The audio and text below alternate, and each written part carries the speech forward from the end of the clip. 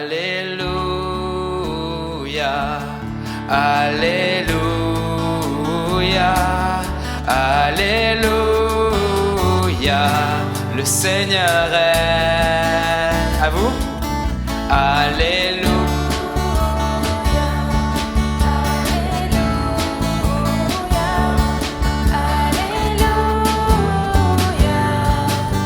Le Seigneur Tout-Puissant règne ensemble. Alléluia, Alléluia, Alléluia, le Seigneur règne. Alléluia, Alléluia, Alléluia, le Seigneur Tout-Puissant règne. Il a montré sa puissance et triomphé avec force.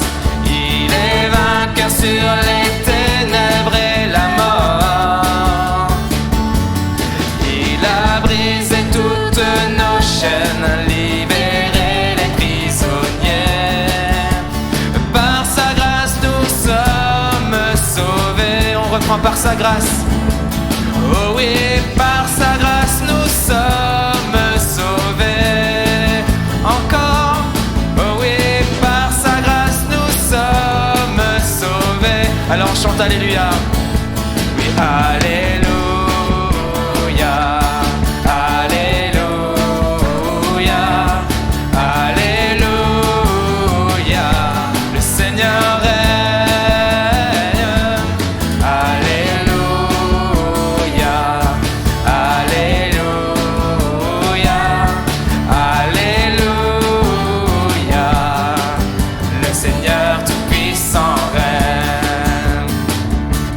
Il a montré sa puissance et triomphé avec force.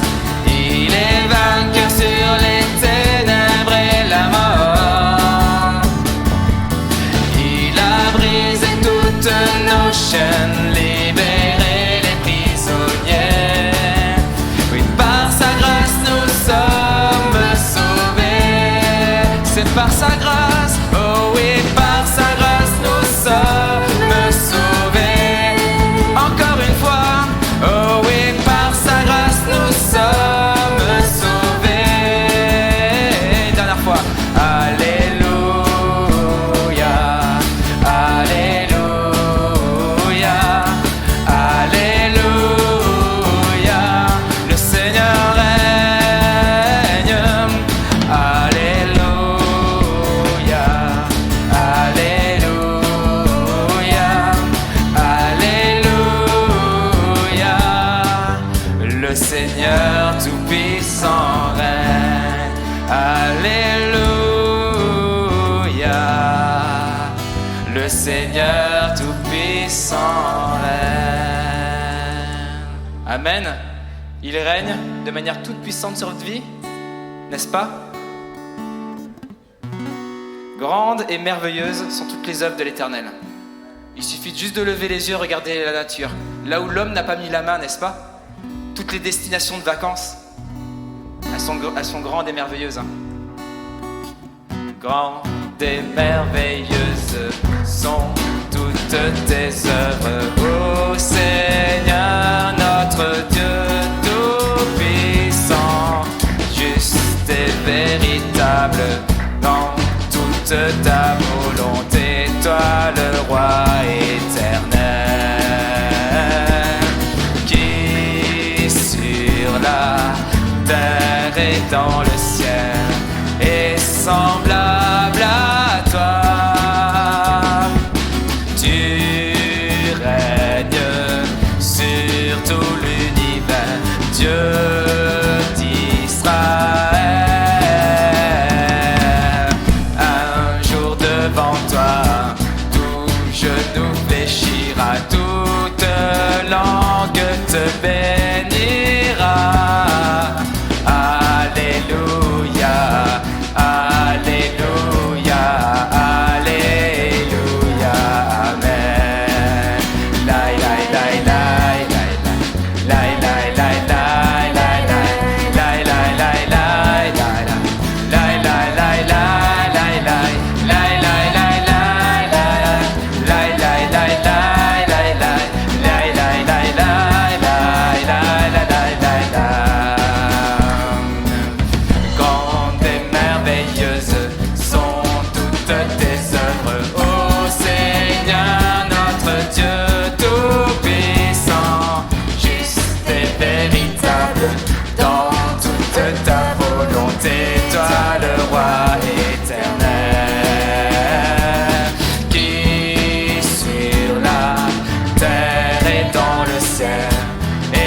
semblable à toi.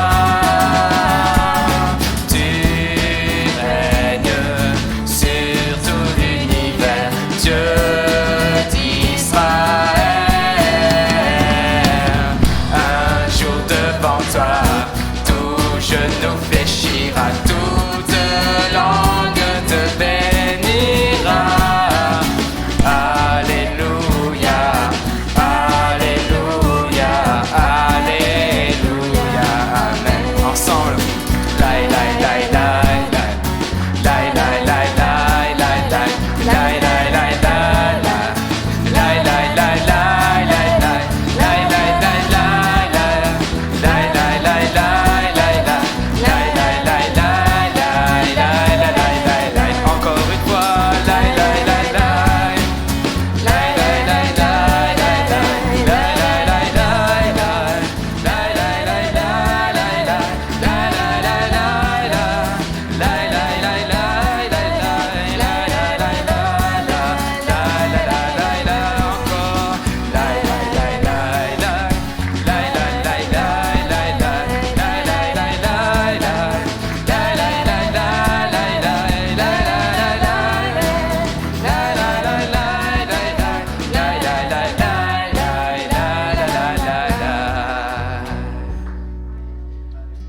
Amen. Qu'est-ce que c'est beau de pouvoir tous chanter à l'unisson, lai, lai, lai. La joie tout simplement de pouvoir retrouver Christ au milieu de nous, n'est-ce pas? Ça fait penser à certains passages de la Bible où Christ passait sur l'âne et tout le monde commençait à épandre sur le chemin tout ce qu'ils avaient de plus beau pour annoncer la venue du Christ, du Sauveur. N'est-ce pas ce que nous annonçons là en ce moment? L'arrivée du Sauveur dans nos vies? Et ce sont les jeunes et les vieux qui se réjouissent tous ensemble. Personne n'est épargné sur le chemin. Jeunes et vieux se réjouiront ensemble. Les jeunes filles danseront de joie. La, la, la, la, la, la, la, la, la, la, la, la.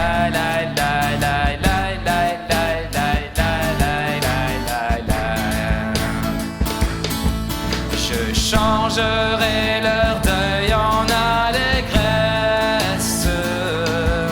et je les consolerai.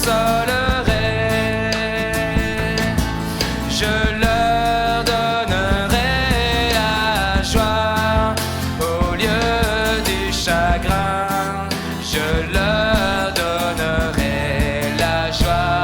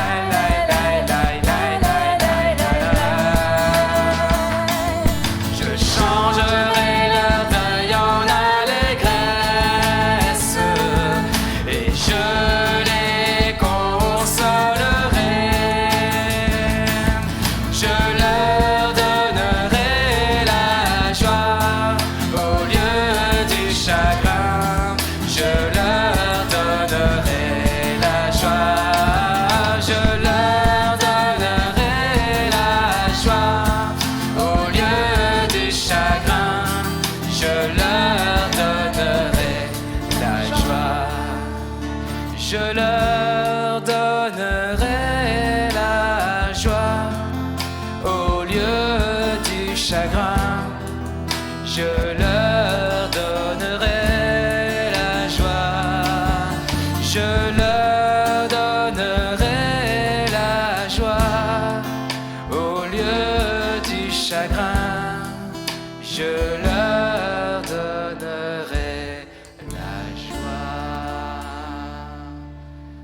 Dans la présence de Dieu, il peut y avoir des larmes, mais des larmes de joie. Parce que Christ nous a sauvés. N'est-ce pas? Amen. J'ai un chant qui m'a porté cette semaine. Et ce chant dit tes bontés se renouvellent chaque jour, chaque saison. Pour tous ceux qui cherchent et craignent la splendeur de ton saint nom. Parce que Dieu reste fidèle. Pour ceux qui ne connaissent pas, je vous invite à fermer les yeux et vraiment de vous ressourcer, de vous renouveler dans la présence de Dieu par ce chant. Tes bontés se renouvellent chaque jour, chaque saison. Pour tous ceux qui cherchent et craignent la splendeur de ton saint nom. Tes bontés se renouvellent chaque jour, chaque saison. Pour tous ceux qui cherchent et craignent la splendeur de ton saint nom. Car tu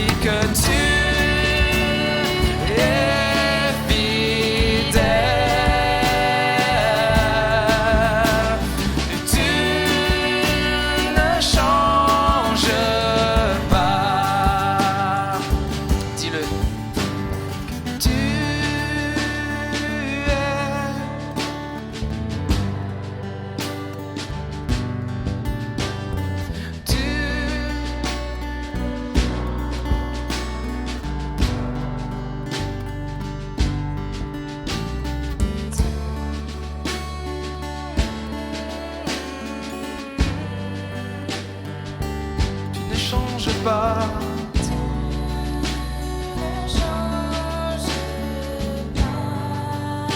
Encore une fois, il est fidèle. Tu es fidèle. Merci papa, tu es fidèle. Tu ne changes pas. Il est fidèle, dis-le. Oui, tu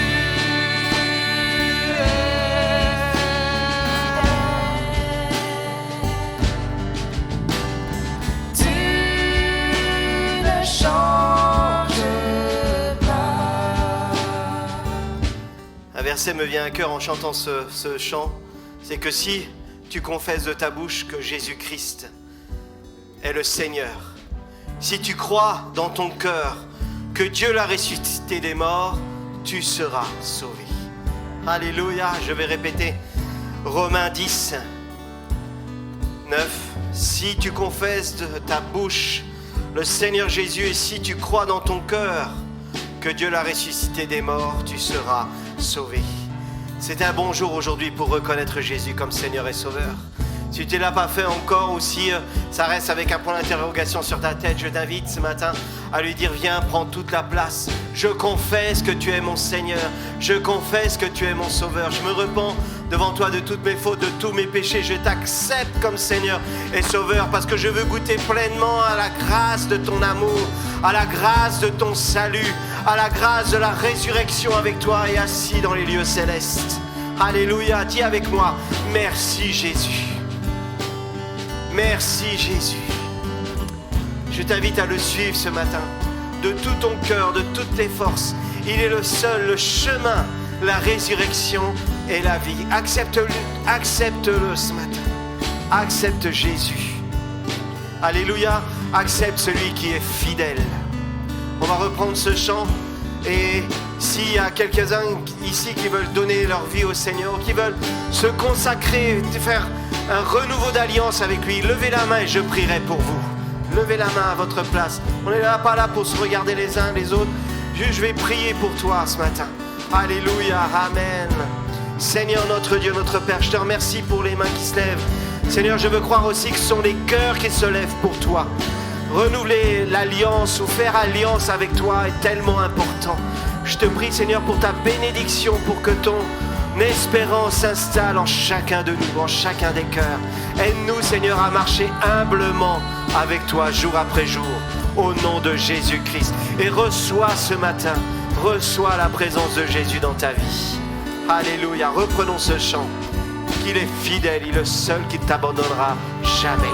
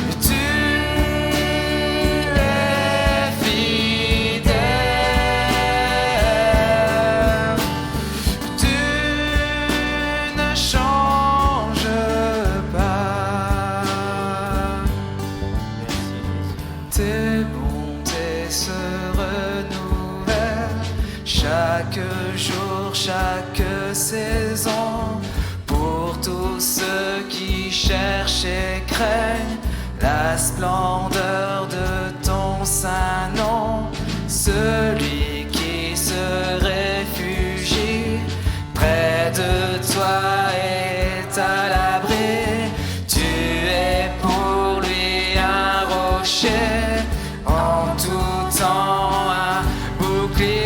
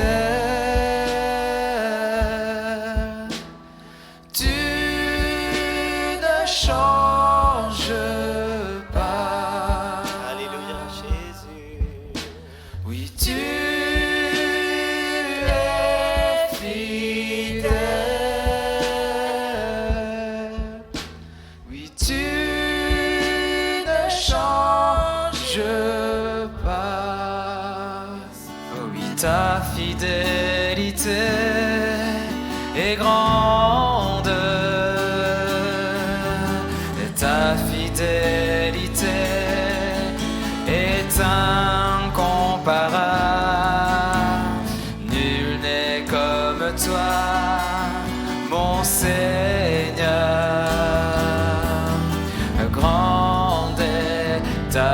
fidélité.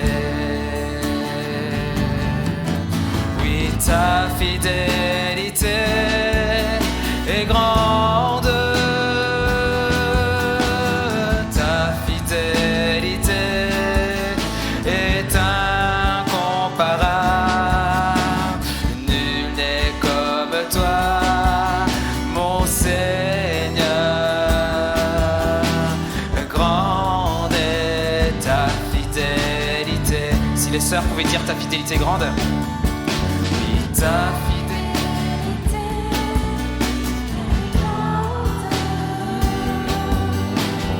Ta fidélité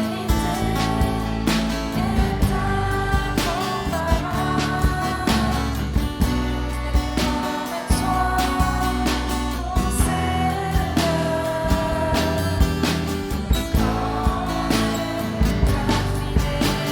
incomparable. Si les hommes pouvaient dire en temps. Oui, ta fidélité est grande. Ta fidélité est incomparable. Nul n'est comme toi, mon Seigneur. Grande est ta fidélité. On prend ensemble. Ta fidélité est grande. Ta fidélité est incomparable. Nul n'est comme toi, mon Seigneur. Grande est ta fidélité. Une dernière fois. Ta fidélité est grande. Ta fidélité est incomparable. Nul n'est comme toi, mon Seigneur. Grande est ta fidélité. Grande est ta fidélité.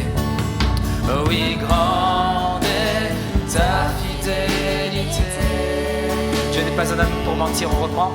Oui, grande est ta fidélité.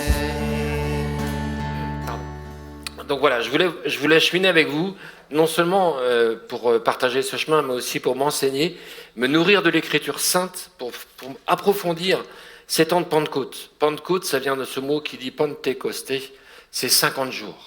Ça a été les 40 jours où les disciples ont pu s'enseigner auprès de Jésus, comme on l'avait repris il y a quelques semaines. On avait parlé de ce temps où il a eu 40 jours avec eux pour l'enseigner, le royaume des cieux. 40 jours. Et il y a eu ces 10 jours, et on va s'approcher de ces 10 jours avec les disciples. Mais je crois qu'il y a dans ce cheminement...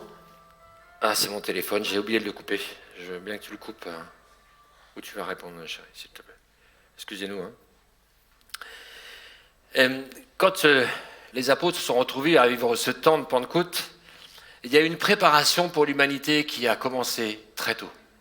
La Pentecôte n'est pas une coïncidence, la Pentecôte n'est pas un moment, j'allais presque dire, hasardeux. Merci, j'ai ma petite bouteille là. Qui est un moment hasardeux, mais c'est un temps qui était préparé depuis le début. Et non seulement depuis le début, et vous pourrez lire, on peut lire dans le chapitre 1 de Genèse, puisque quitte à commencer une histoire, autant commencer par le début. La Genèse veut dire origine, naissance, commencement. Alors il nous est dit, au commencement, Dieu créa la cieux de la terre. La terre était informe et vide, et il y avait des ténèbres à la surface de l'abîme, c'est verset 2, hein, et l'Esprit de Dieu se mouvait au-dessus des eaux. La présence de Dieu par son Esprit était déjà au cœur du début de la création. Chapitre 1, verset 2. C'est l'essence même de l'accompagnement de la création qu'on va retrouver au chapitre 2 et qui nous est dit au verset 4, au chapitre 2, verset 4, « Voici les origines des cieux et de la terre quand ils furent créés, lorsque l'Éternel Dieu fit une terre et des cieux.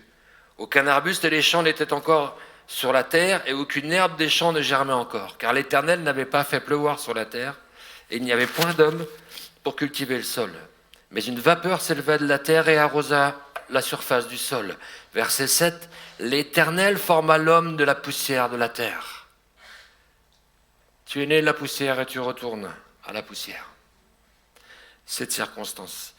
Et il souffla dans ses narines un souffle de vie, et l'homme devint un être vivant, une âme vivante.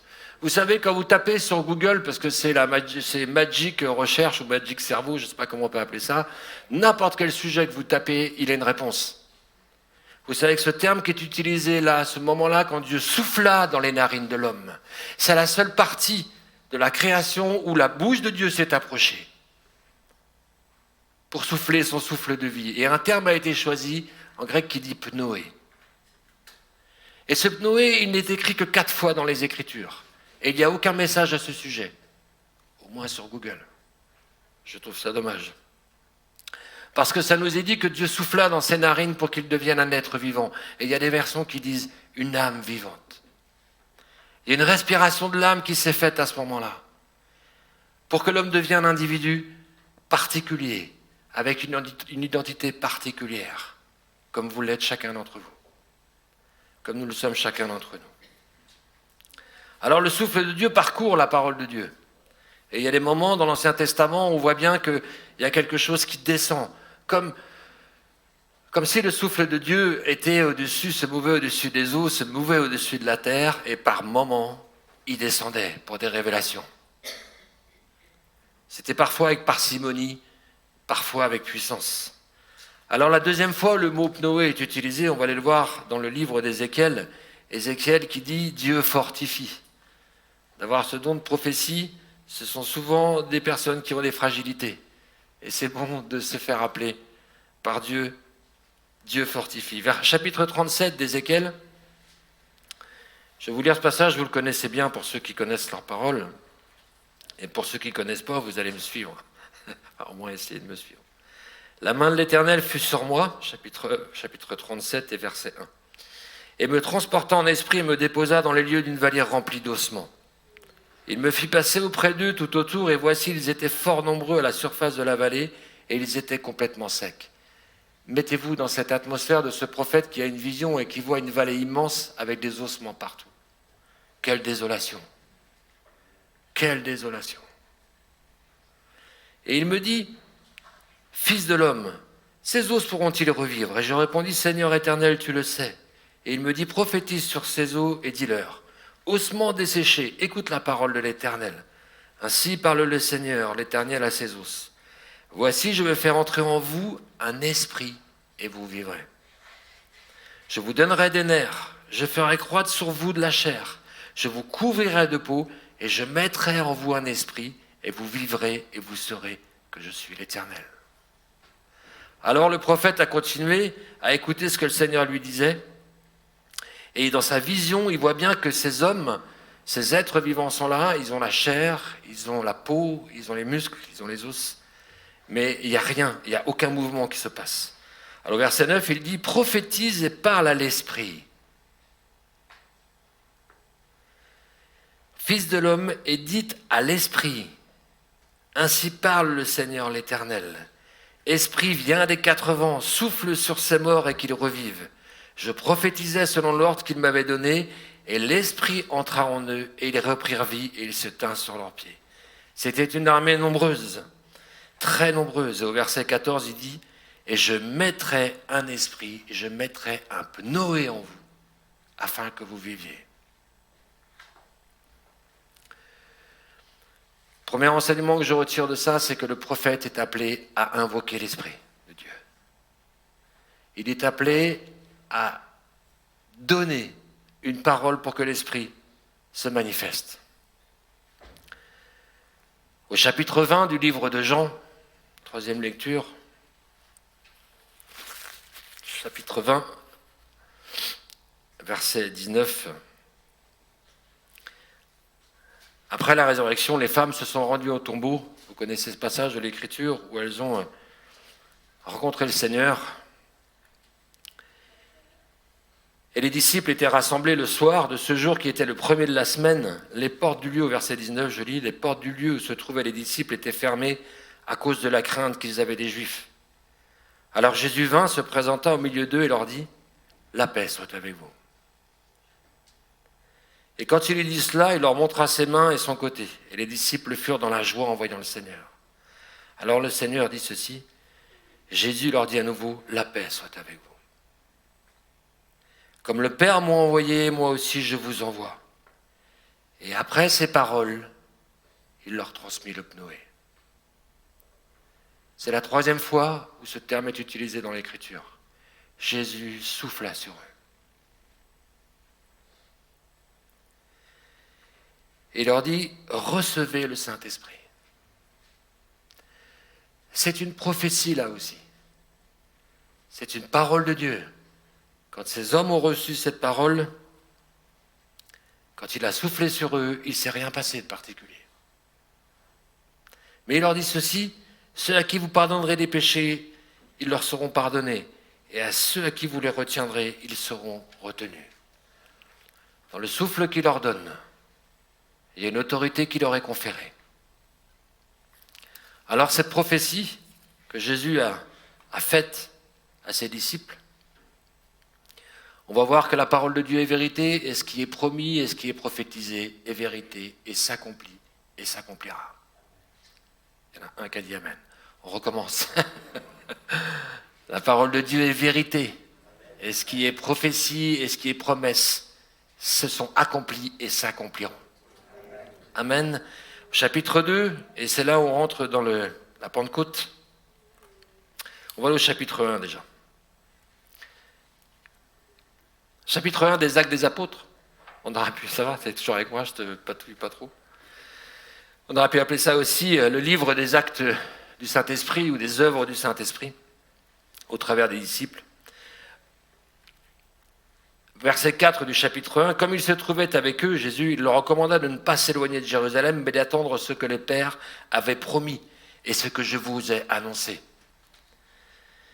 Car Jean a baptisé d'eau, mais vous, dans peu de temps, vous serez baptisés du Saint-Esprit. Alors les apôtres réunirent lui demandèrent, « Seigneur, est-ce ce temps que tu rétabliras le royaume d'Israël ?»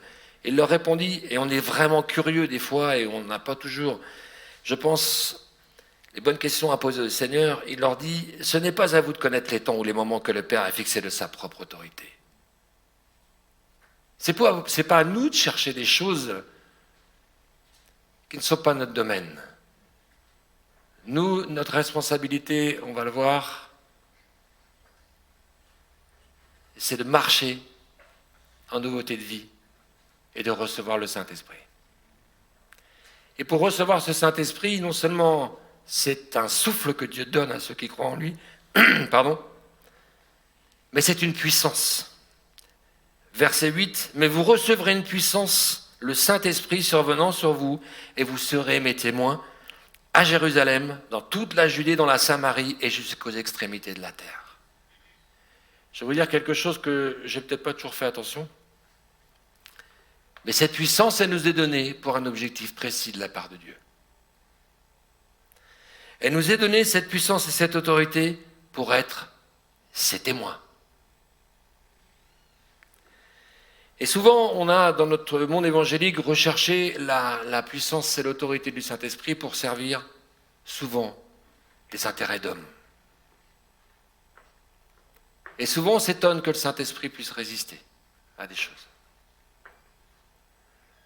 Rechercher la puissance de l'Esprit pour satisfaire la chair, pour moi, c'est servir Babel. C'est vouloir se faire un nom, c'est vouloir se faire quelque chose et s'élever. C'est l'inverse de ce que le Saint-Esprit veut faire en nous. Alors, ils ont une réaction, les disciples, à partir du verset 14. « Tous d'un commun accord persévérèrent dans la prière avec les femmes et Marie, mère de Jésus, et ainsi que les frères de Jésus. » Tous persévérèrent. Vous savez, ici, on a choisi il y a quelques années un leitmotiv, on va dire. Pierre-Yves, rappelle-moi ce que c'est que le leitmotiv ici. Ah, je te piège. Hein. Ah, je te piège. Le up. Ça vous dit quelque chose pour ceux qui sont membres de cette assemblée? Ok, je vais faire un petit rappel et puis vous qui êtes nos visiteurs, écoutez ça. Je trouve que ça peut servir. La première chose, c'est qu'ils obéissent dans l'humilité. Le hub dans cette assemblée, c'est le H de l'humilité. Il n'y aura pas de puissance s'il n'y a pas un chemin d'humilité dans nos cœurs. Il n'y aura pas d'autorité qui vient de Dieu. On peut créer une autorité au travers de notre puissance. Mais c'est celle de Babel. C'est celle qui a voulu que les hommes s'élèvent en leur nom, pas au nom de Dieu. Pour élever le nom de Dieu, il faut cheminer dans l'humilité. Il faut se soumettre à l'autorité de Dieu. C'est ce qu'ils ont fait. Demeurer à Jérusalem. Rester là. Ils ont cheminé dans l'unité. Le U du up. Tous d'un commun accord, unis.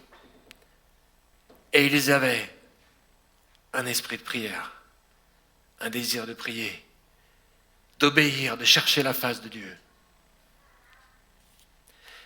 Ils persévérèrent dans la prière avec les femmes, ce qui était exceptionnel dans ces époques-là, que les femmes soient acceptées. Alors évidemment, ce jour de Pentecôte, au chapitre 2, ils étaient tous ensemble dans le même lieu. Est-ce qu'ils se sont désunis? Est-ce qu'ils ont changé de méthode que celle de marcher dans l'humilité et dans la prière? Non. Et tout d'un coup vint du ciel un bruit comme celui d'un vent impétueux, il remplit toute la maison où ils étaient assis, des langues semblables à des langues de feu, vous connaissez bien ce passage, leur apparurent séparées les unes des autres et se posèrent sur chacun d'eux. Quelle vision! Et ils furent tous remplis du Saint-Esprit et se mirent à parler en d'autres langues, selon que l'Esprit leur donnait de s'exprimer. Or, il y avait en séjour à Jérusalem, lors de cette fête-là, des Juifs pieux de toutes les nations qui sont sous le ciel. Vous entendez ça, de toutes les nations qui sont sous le ciel. Au bruit qui a eu lieu, la multitude accourut, elle fut confondue parce que chacun les entendait parler dans leur propre langue. 21 nations qui étaient présentes ce jour-là. 21 langues qui ont été traduites pour que les gens comprennent la parole de Dieu et le message de Pierre. Que Jésus est ressuscité. C'était leur message. Parce que la puissance qu'ils avaient reçue, c'était pour être les témoins. À Jérusalem, en Judée, en Samarie et jusqu'aux extrémités de la terre. Est-ce que c'est cette puissance qu'on recherche pour être les témoins? Non. Est-ce qu'on demande cette puissance pour être des serviteurs? Non. On demande souvent cette autorité, cette puissance pour se servir soi-même.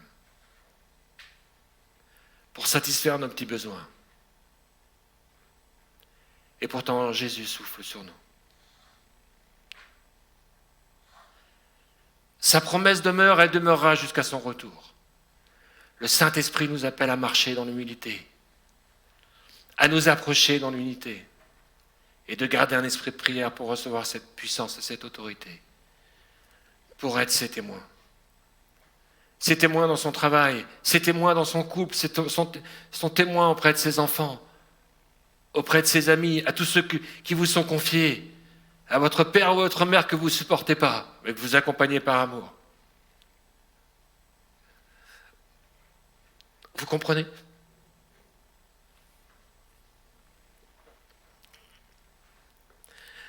Alors les hommes se moquèrent parce qu'ils disent qu'ils étaient pleins de vin doux. Je repensais à, vous savez, dans ce verset 13, excusez-moi pour mon émotion, j'ai bien ma bouteille, s'il te plaît, chérie. Mais d'autres se moquaient et disaient, ils sont pleins de vin doux.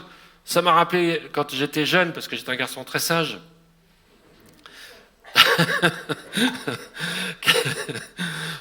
C'est pas bien, ça. Vous portez un jugement qui est... Non, c'est vrai que j'étais pas un garçon qui était sage. Et il m'est arrivé, en particulier au camping de Saint-Servant, je campais avec des amis, j'avais un petit peu abusé du jus de fruits. Et c'est vrai que je m'étais trouvé des talents de parler en anglais, avec des Hollandaises qui étaient présentes. Et ils jugeaient de la même façon, ils se disaient, mais c'est pas possible, il est 9h du matin, les gars, ils sont en train de parler dans toutes nos langues, d'où ils sortent ces gars? Ces gars modestes qui étaient là. Alors Pierre prend la parole et leur dit au verset 17, dans les derniers jours, Dieu dit, je répandrai mon esprit sur toute chair.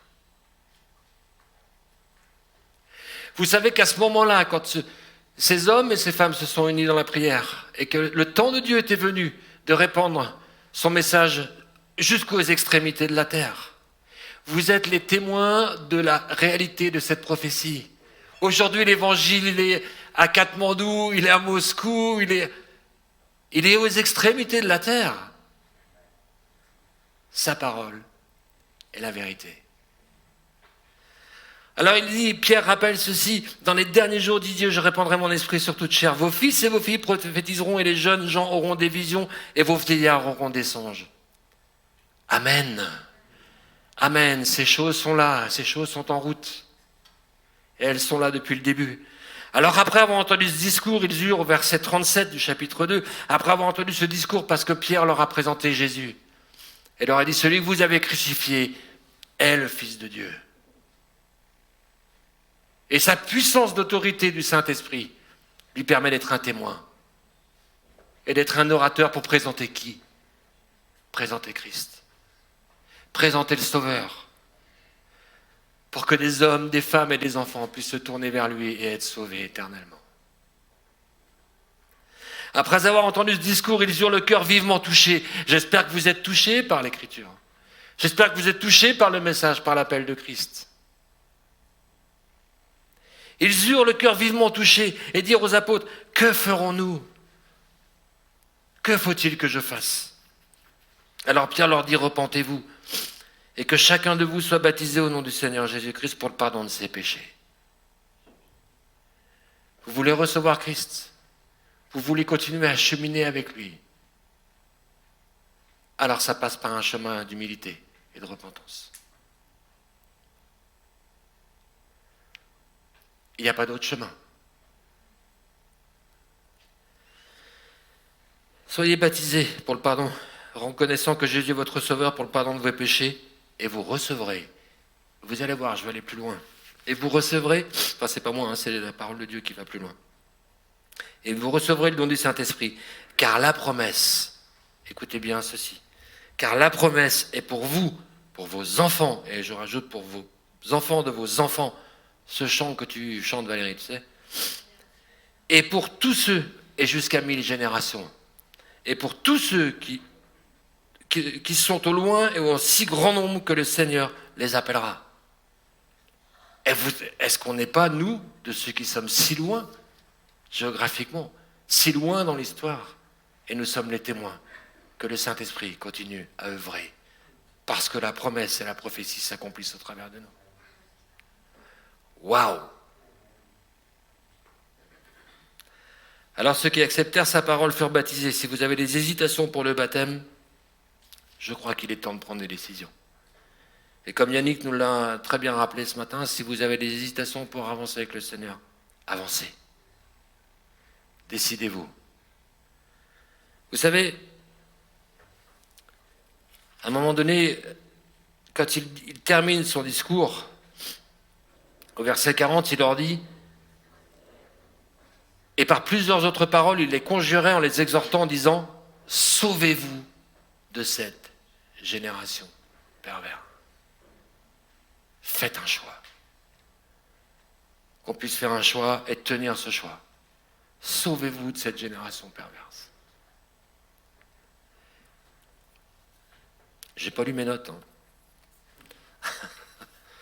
Je suis parti un petit peu en live.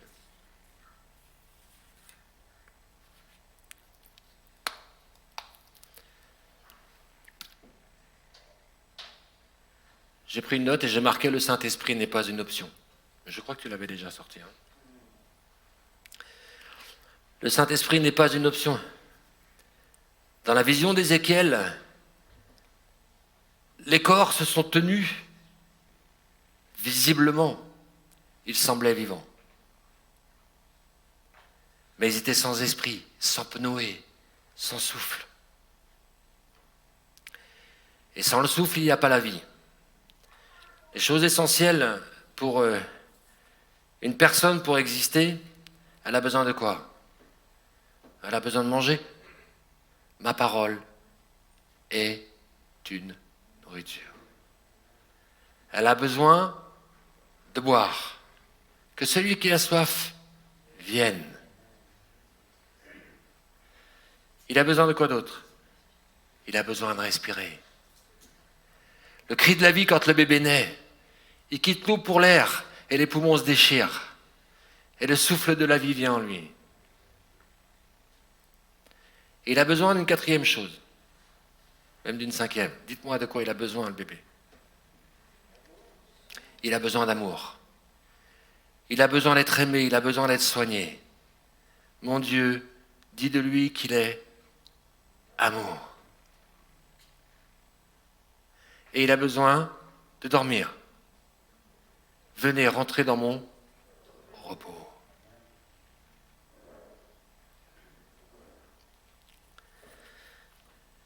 Alors la parole de Dieu s'est répandue, le message de l'évangile s'est répandu, les actes des apôtres sont devenus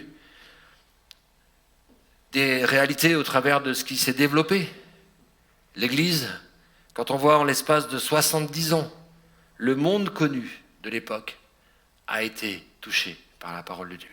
Il n'y avait ni portable, ni internet, ni voiture, ni avion, ni rien du tout. La parole de Dieu s'est répandue et les gens se sont tournés vers le Seigneur. Et les disciples, les apôtres ont enseigné ces premiers chrétiens qui naissaient. Et ils les enseignaient sur la parole de Dieu, ils les enseignaient sur la vérité, sur la révélation. Vous êtes toujours avec moi ? Il me reste 5 minutes, ça va ? Et ils ont affiné la pensée de ce qu'on recevait de la part de Dieu et de ce qu'on devait recevoir de génération en génération. Et ils ont discerné qu'il y avait 2 choses. Il y avait les dons et il y avait le fruit de l'esprit. Vous connaissez bien ces passages-là. Hein ? Il y a une liste qui nous est donnée des dons.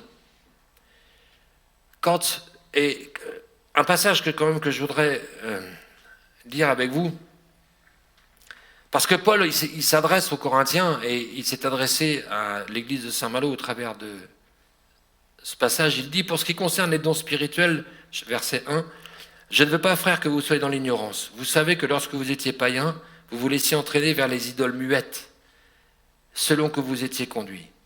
C'est pourquoi je vous déclare que nul, s'il parle par l'Esprit de Dieu, ne dit « Jésus est anathème » et que nul ne peut dire « Jésus est le Seigneur » si ce n'est par le Saint-Esprit.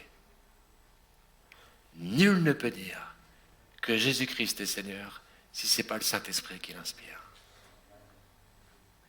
Si vous pouvez dire ces choses-là par la foi, alors le Saint-Esprit a fait une œuvre en nous. Et cette œuvre-là, c'est le Père qui l'a fait pour révéler le Fils. Et le Saint-Esprit s'est mis en vous. Amen. Ça, c'est quelque chose que j'aimerais bien clarifier. La révélation de Jésus est l'action du Saint-Esprit. Ensuite, on chemine dans notre foi et on persévère. Et il y a des dons qui peuvent se manifester. Est-ce que tous ont reçu des dons ? Et est-ce que tous ont reçu le même don ?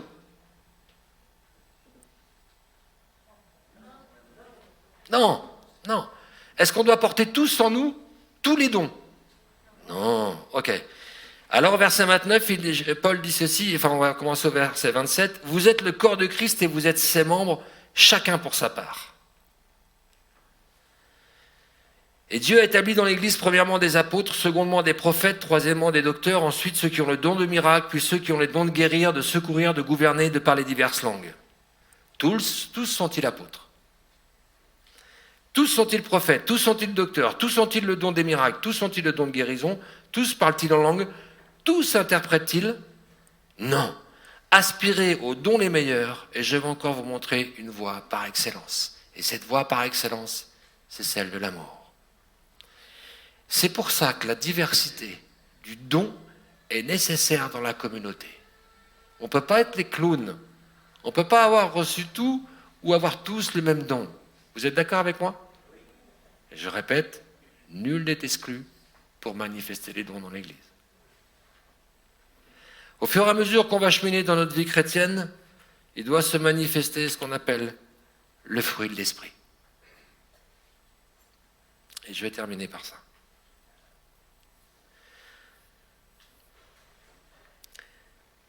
Galates, chapitre 5,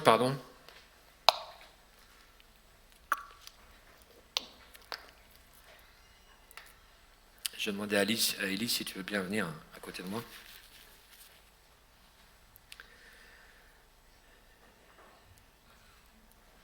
Galates chapitre 5 et verset 16. Verset 13, on peut commencer. Allez, verset 13, chapitre 5. Frères, vous avez été appelés à la liberté. Seulement ne faites pas de cette liberté un prétexte de vivre selon la chair. Mais rendez-vous la charité, serviteurs les uns des autres. Car toute la loi est accomplie dans une seule parole, dans celle-ci. Tu aimeras ton prochain comme toi-même. Mais si vous vous mordez et vous vous dévorez les uns les autres, tiens, c'est possible ça. Prenez garde que vous ne soyez détruits les uns les autres. Je dis donc, Paul inspiré par l'Esprit, la parole de Dieu est respiration et pnoé de Dieu. Elle nous enseigne pour renouveler le souffle de vie en nous. Elle nous enseigne à cheminer, à rechercher la volonté de Dieu. Et il nous dit ceci, je dis donc, marchez selon l'Esprit, et vous n'accomplirez pas les désirs de la chair. Car la chair a des désirs contraires à ceux de l'Esprit, et l'Esprit en a de contraires à ceux de la chair. Ils sont opposés entre eux afin que vous ne fassiez point ce que vous voudriez. Vous avez fait un choix, j'ai fait un choix. Je me suis engagé. Je veux persévérer sur cette voie. Je veux m'accrocher pour tenir. Si vous êtes conduits par l'Esprit, vous n'êtes point sous la loi. Alors les œuvres de la chair sont manifestes et sont l'impudicité, l'impureté, la dissolution, l'idolâtrie, la magie, les inimités, les querelles, les jalousies, les disputes, les divisions, les sectes, l'envie, l'ivrognerie, les excès de table et les choses semblables. Je vous le dis d'avance, comme je l'ai déjà dit, que ceux qui commettent de telles choses n'hériteront point du royaume de Dieu. Mais le fruit de l'esprit, c'est l'amour, la joie, la paix, la patience, la bonté, la fidélité, la douceur, la tempérance. La loi n'est pas contre ces choses. Ceux qui sont à Jésus-Christ ont crucifié la chair avec ses passions et ses désirs. Alors si nous vivons par l'esprit, marchons selon l'esprit et ne cherchons pas une vaine gloire, l'humilité. En nous provoquant les uns les autres, l'unité. En nous portant en vie les uns les autres. Je suis convaincu que le Saint-Esprit désire non seulement encore nous accorder des révélations, nous accompagner par son souffle de vie. Et je crois aussi que dans ce désir d'humilité, d'unité et d'esprit de prière, il peut se passer des choses. Il peut se passer des choses pour être renouvelés, pour être des témoins fidèles, solides. Il peut se passer des choses pour que des dons et que le fruit se manifeste de plus en plus. Alors j'ai écrit une prière. C'est pour moi, mais c'est aussi pour qu'on puisse la prendre ensemble.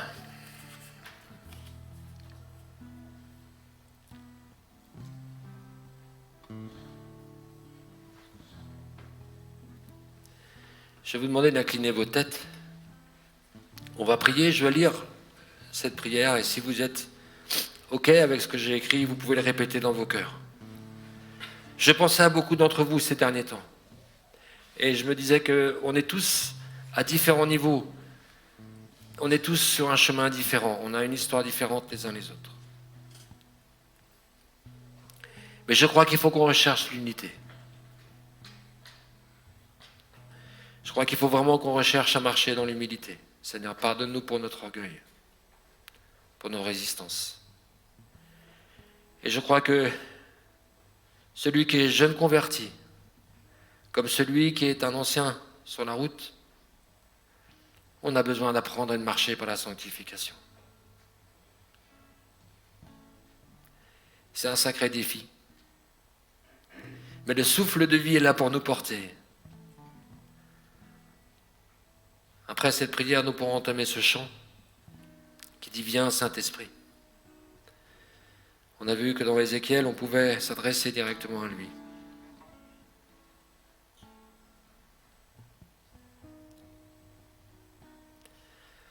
Alors je vais prier et si vous voulez après répéter ces paroles dans vos cœurs, vous pouvez. Père, pardonne mes offenses et mes manquements. Je désire sanctifier ton nom et que ta volonté soit faite dans mon cœur, dans ma famille, dans mon église et sur la terre. Je te rends grâce de nous accorder ton souffle de vie pour faire ta volonté au nom de Jésus-Christ.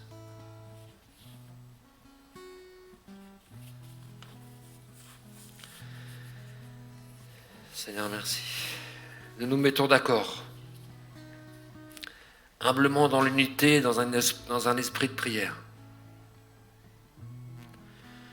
pour te demander ton secours et ta grâce, afin de répandre en nous, comme tu l'as promis, ton Esprit Saint. Seigneur, je te loue pour ça. Que la grâce et la paix nous soient données par le nom de Jésus-Christ, notre Sauveur et Seigneur. Amen.